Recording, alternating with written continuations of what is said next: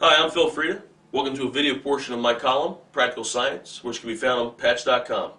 Today we're going to be doing experiments. The incredible edible floating egg. Today we're going to make this egg float. And here's what you'll need on today's practical science experiments. Water, 1 egg, salt, a clear glass, and a spoon. First thing you're going to need is a clear glass. Next, fill the glass half full with water.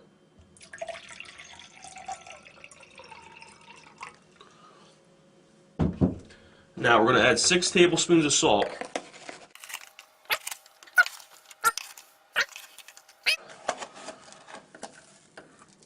And 6. Now, gently stir. Get the solution going. Stir vigorously for approximately 5 minutes or so.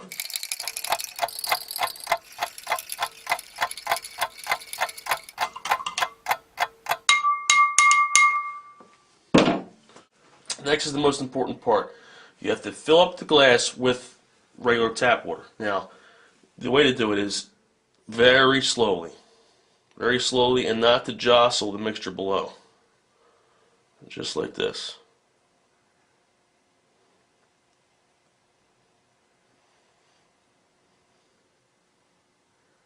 Okay. When you're about full, it's time to put the egg in. Lower the egg very carefully. It's about halfway through. And release.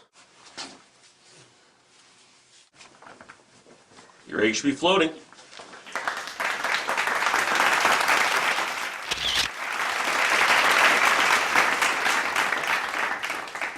And what's happening here is you have a layer of tap water, which is density of water, which is about 1 gram per milliliter. And then you have this salt water here, which is much more dense. So when you put the egg in, it's actually floating on the denser saltwater portion.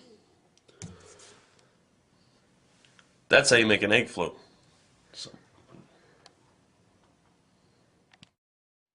Thank you for watching this video portion of my column Practical Science, which can be found on patch.com.